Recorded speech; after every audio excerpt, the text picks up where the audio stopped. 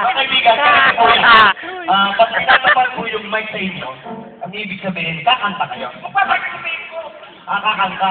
Itong mga babae na to, pag nakakita ng gantong movies, ito, supo na agad. Ano naman siya? Kakanta po, ibubuka yung mic, tapos nilalabas na sound. Kanta na po ang tawag doon, ha? Sabay-sabay tayo. Subukan natin. Sino ba sila?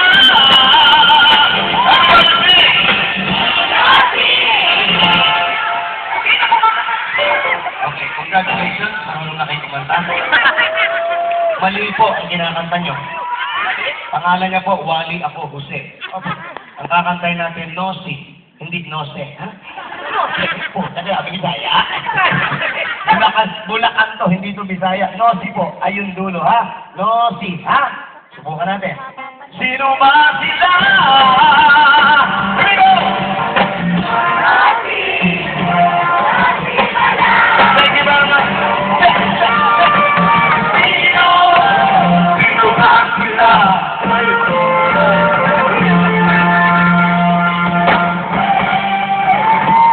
Salamat po!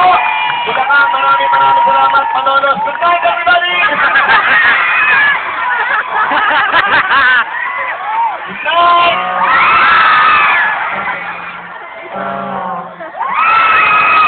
Practice lang.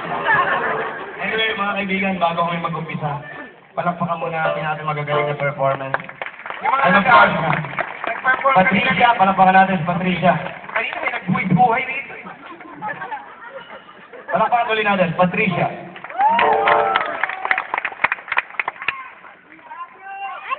Hindi kasi yan. Dami talagang tanga! Maraming tanga! Kanina pinapapalakanta, ngayon naman palakpak, konti pa rin. Oo nga, no? Okay, ulitin po namin para sa mga first time na nanonood ng show at hindi alam kung paano pumalakpak. I-demo na po namin sa inyo yung palakpak. Ha? Mabuti pa kayo, demo na lang namin. Demo yung palakpak. Kunwari, pumasok kayo sa loob ng mall. Mall, alam niyo po yung mall? Di ba rin? Pagpasok niyo sa mall, mapupunta kayo sa grocery. Pagdating niyo sa grocery, meron kayong makikita mga naka-headlight na tao. Yung nagde-demo ng mga gamit. Yung mga nagpapa-free taste, nagbibigay ng mga sample, mapatingin ka lang, nagsasalita na, alugin ka ng iba't ibang gamit galing sa iba't ibang bansa. Ano tawag yan? Promodizer. Promodizer. Kunwari po mga promodizer kami, i-demo po namin sa inyo kung paano pumalakpak. Ganito lang po kadali. Sir, madam, sir, madam, sir, madam. Ganito lang po kadali pumalakpak. Pag titigil lang po natin yung mga palad natin, iahampas-hampas lang po natin ito. Pag tumutulong na po ito, palakpak na po. Ang tawag dito, huwag tanga. Sir, madam, sir, madam. Palakpakan natin yung ating magagaling. Ayan po.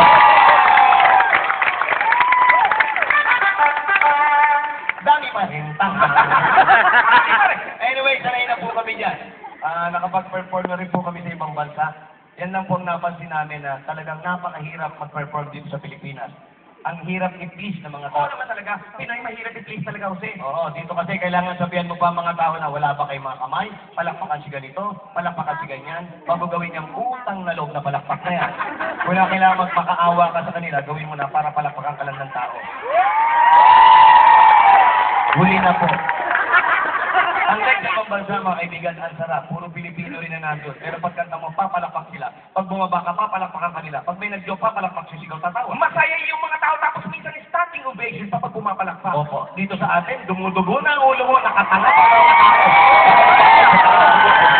Ako yung kasama ko nun din. Ha? Dugo ba yan? The show, enjoy yourself. Huwag po kayo mag-ano dahil wala pong pakialaman dito. Nagbayad kayo ng ticket, huwag kayong mahihiya sa mga katabi nyo. Kayo ang nagbayad ng ticket. Wala pong pakialaman. Sumigaw, sumigaw kayo! Bakit yung sumigaw, huwag kayo sumigaw! Ikaw ba rin talaga? Wala nga pakialaman. Okay, it's a free country. Yes, you do what you want. Anyway, ladies and gentlemen, palapakan puli natin yung ating magagaling na performance sa mga nauna sa amin. So please, palapakan natin. Bakit yung nga sinasabi namin, kung kinakailangan mag-quiz buhay ka, gawin mo na para palapakan ka lang ng tao. So nalulungkot kami doon sa nangyari doon sa kaibigan, it's a serious, gusto kong sabihin sa inyo, yung kaibigan, sorry po, yung isa pong kaninang Hoy, hoy, hoy. Binigilan lang ng lunas doon sa ospital. Kung makapagsalita ka, parang ano na eh. Hindi ba namatay? Hindi. Hindi, nakita ko kasi hinigado sa sa stretcher, tapos may dalang kawayan. Sino? Kaya, Kasi may sumusunod, may dalang mansanas pa eh. Hindi po, okay naman po siya. Ganyan po kami mga performance. Kahit ano po ang mangyari, tuloy-tuloy po ang mangyayari. Gagawin namin lahat. Paging masaya lang kayo. na-show man. Ano ang dalawa ni Wally, hanggang nandyan kayo, hanggang tumatawa kayo, hindi kami aalis dito. Hindi ko na mag-abono yung producer nito, pagbayad dito.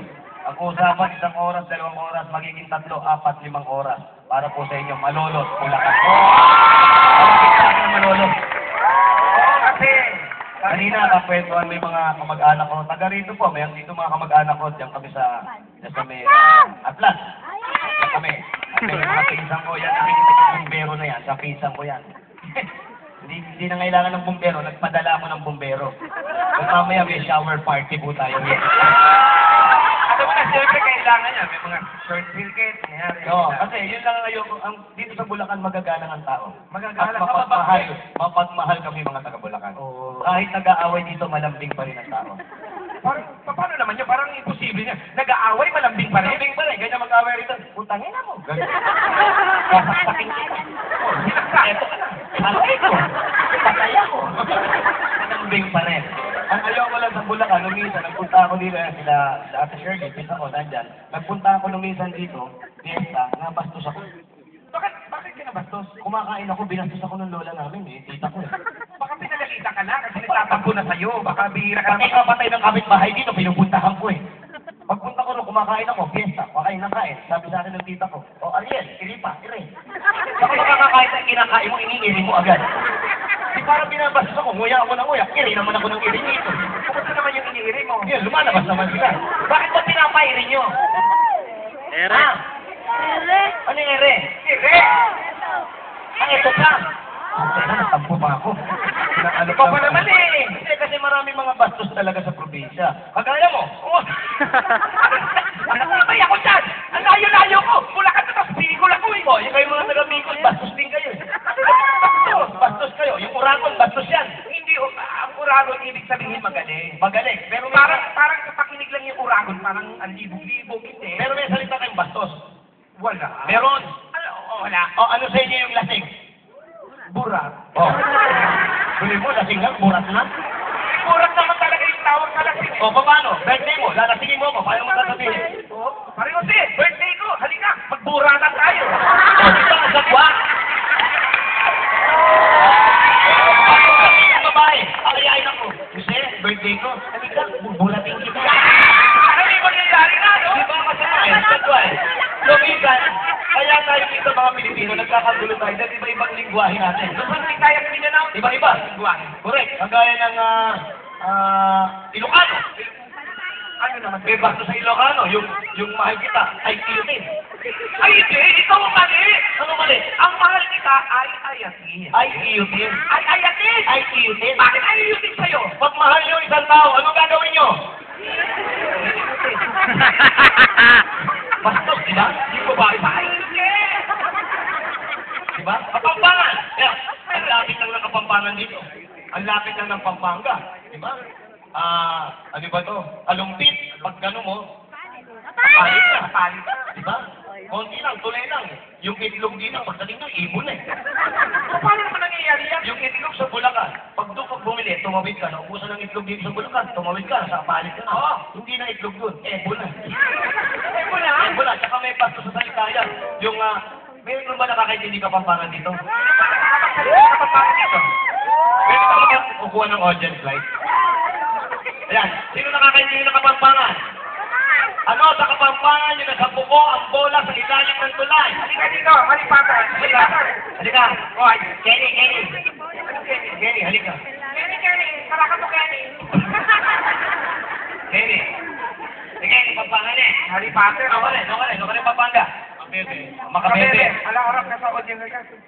Yan. Oh, tinatanong ni Kuya Jose, ano raw sa Kapampangan ang nasa puko ang bola sa ilalim ng tulay? Ito, bastos?